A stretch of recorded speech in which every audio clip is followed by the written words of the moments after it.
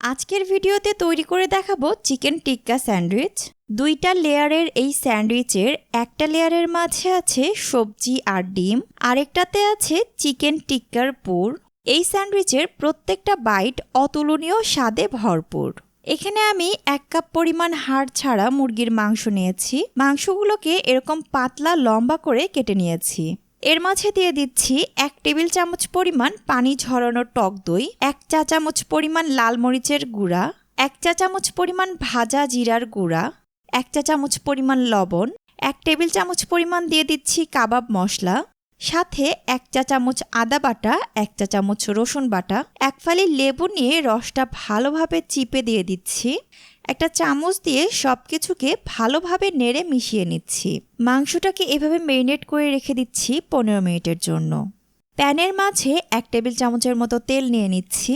তেলটা একটু গরম হয়ে আসলে ম্যারিনেট করে রাখা মাংসটা দিয়ে দিলাম। ঢাকনা দিয়ে ঢেকে দেওয়ার প্রয়োজন নেই।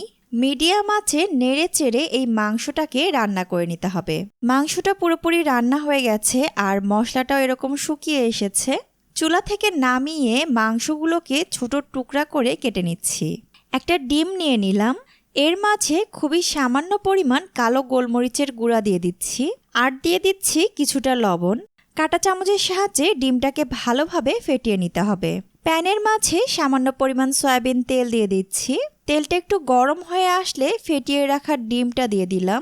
অল্প আঁচে ডিমটাকে ভেজে নিতে হবে যেন পুড়ে না যায়। সাবধানে উল্টিয়ে দিচ্ছি। ডিমটা কেটে আমি 4 ভাগে ভাগ করে নিলাম। অন্যদিকে আমি 3 স্লাইস ব্রেড নিয়েছি। ছুরির সাহায্যে পাউরুটির পাশের ব্রাউন অংশটা কেটে বাদ দিয়ে দিচ্ছি। কিছুটা বাটার নিয়ে পাউরুটির দুপাশেই ভালোভাবে মাখিয়ে নিতে হবে। একইভাবে আমি সবগুলো পাউরুটিতেই বাটার মাখিয়ে নিচ্ছি। চুলায় একটা গ্রিল প্যান নিয়েছি। অল্প আঁচে 3-4 মিনিটের জন্য পাউরুটিগুলোকে টোস্ট করে নিতে হবে। হালকা ব্রাউন হতে শুরু করলেই চুলা থেকে নামিয়ে নিচ্ছি।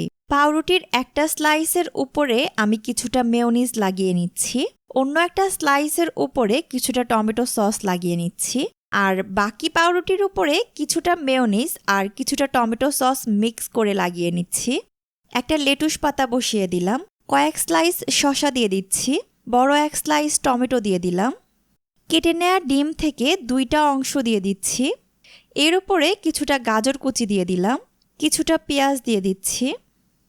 সবজিটা আসলে আপনারা নিজেদের পছন্দ মতো অ্যাড করতে পারেন। 1 টুকরা পাউরুটি দিয়ে এই অংশটাকে ঢেকে দিচ্ছি। এর উপরে আমি 1 স্লাইস চিজ নিয়ে নিচ্ছি।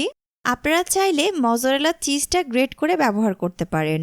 তৈরি করা চিকেন টিক্কিয়া থেকে কিছুটা এর উপরে দিয়ে দিচ্ছি। ওপর থেকে আরেক স্লাইস পাউরুটি দিয়ে হালকা হাতে চেপে দিচ্ছি। স্যান্ডউইচটাকে মাঝখান থেকে কেটে 2টা অংশে ভাগ করে নিলাম। তৈরি হয়ে গেল দারুণ মজার চিকেন টিক্কা স্যান্ডউইচ।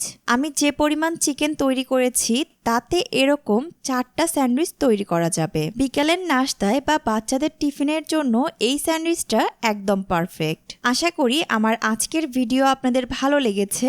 ভালো লাগলে অবশ্যই একটা লাইক দিয়ে উৎসাহিত করবেন। নতুন ভিডিওগুলো মিস না করতে চাইলে চ্যানেলটি এখনই সাবস্ক্রাইব করে নিন। আজকের মতো এখানেই বিদায় নিচ্ছি। আল্লাহ হাফেজ।